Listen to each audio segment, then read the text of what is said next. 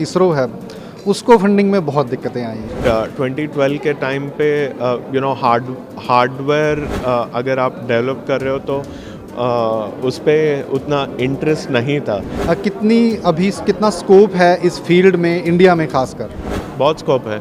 I think people should just dream big and not let go of their dreams. पिछले कुछ सालों से जैसे प्राइवेट ऑर्गेनाइजेशंस आई हैं, जैसे आपने भी एंट्री की है इसमें, तो इससे आप क्या डिफरेंस देखते हैं? विद प्राइवेट सेक्टर पार्टिसिपेशन हम बहुत सारे एक्सपोर्ट्स भी करेंगे। इस वक्त हम चंडीगढ़ यूनिवर्सिटी में हैं और आज यहाँ एक स्पेस कॉन्क्लेव हो रहा है जिसमें स्पेस साइंटिस्ट आए हैं। इसमें इसरो के साइंटिस्ट भी हैं और प्राइवेट जो संस्थान हैं उनके साइंटिस्ट भी हैं। इस वक्त हमारे साथ ध्रुवा स्पेस से संजय निकंडी जी हैं। संजय जी, किस तरह से आप यहाँ आना हुआ कि क्या आपको लगा यहाँ जो स्पेस को लेकर जो रिसर्च हो रही है उसको लेकर आप आज के प्रोग्राम में क्या कहेंगे? पहले ये जो इनिशिएटिव है NSTC, ये बहुत अच्छा इनिशिएटिव है। I think I have not come across an initiative जहाँ पे इसरो, इंडस्ट्री और academia, more than one academia comes together, right. IIST participate कर रहा है, चंडीगढ़ यूनिवर्सिटी है, बहुत सारे एक्सपर्ट्स हैं, NSIL से हैं, इसरो से हैं, InSpace से हैं। I think it's a great initiative and what I found very interesting is that KCC जो शुरू किया है यूनिवर्सिटी में, और जो स्टूडेंट्स, ऑलमोस्ट अबाउट 40 स्टूडेंट्स जिन्होंने सैटेलाइट के बारे में, डिफरेंट सबसिस्टम्स के बारे में स्टडी किया है over the last couple of months, I think the future looks very exciting and bright. So my suggestion was to the university is that अभी गॉन आर दोज डेज जहाँ 1, 2, 3 satellite launch कर रहे हैं. People have moved from that to launching tens, hundreds and thousands of satellites. So my suggestion was that the university should look towards creating a satellite constellation program. जो within the next 24 to 36 months they should launch maybe anywhere between 3 to 5 satellites, solving for a specific use case. अच्छा, अभी तक जो India की जो journey रही है जो स्पेस की, वो इसरो के थ्रू ही रही है, जो एक गवर्नमेंट ऑर्गेनाइजेशन है जिसकी फंडिंग के बारे में बहुत सारी बातें होती हैं कि बहुत कम फंड्स में उन्होंने काम किया.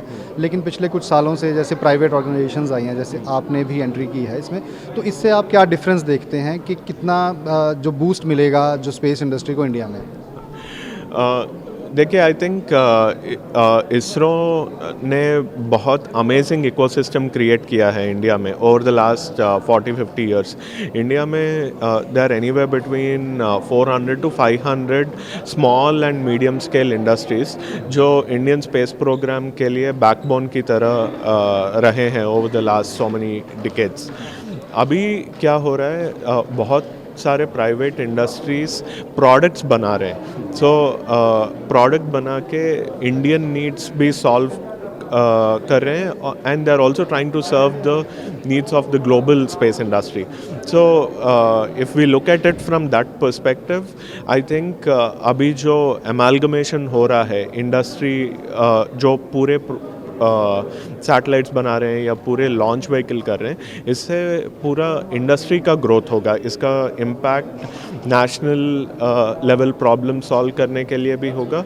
और जो स्पेस टेक्नोलॉजी हमने, our space technology is one of the best in the world, right. And अभी विद प्राइवेट सेक्टर पार्टिसिपेशन हम बहुत सारे एक्सपोर्ट्स भी करेंगे और क्या बोलते हैं, will be able to service the global market. So I think that way it's a very very good thing. और अच्छा, जो इसरो है उसको फंडिंग में बहुत दिक्कतें आई शुरुआत में, क्योंकि गवर्नमेंट को पहले लगता नहीं था कि ये बहुत ज़्यादा ज़रूरी है या बहुत ज़्यादा इससे हमें कोई इसके फ़ायदा होगा, लेकिन बाद में धीरे धीरे समझ आया. लेकिन you being a private player, how much difficulties you faced for getting funds for initiating your startup? Look, I think we were one of the very early entrants into the space industry when we started in 2012. And 2012 के time पे hardware अगर आप develop कर रहे हो तो उस पर उतना इंटरेस्ट नहीं था, बट आई थिंक गवर्नमेंट ने जितने भी नए पॉलिसीज़ लेकर आए हैं to support startups and to enable deep tech startups thrive and to do make in India, I think ये सब have acted as a very important piece in terms of growing not just companies like us but the entire deep tech ecosystem. So पहले problems थे, अभी I think we are in a much better shape because of how the policy has evolved. अगर आप space tech research कर रहे हैं तो in space से बहुत सारे नए प्रमोशनल प्रोग्राम्स हैं, टेक्नोलॉजी एडॉप्शन फंड है, venture cap seed fund program है, डिफरेंट यूज़र एजेंसीज भी उनके प्रॉब्लम्स क्या हैं ओपनली बता रहे हैं. So it presents a great opportunity for anybody to solve for those problems.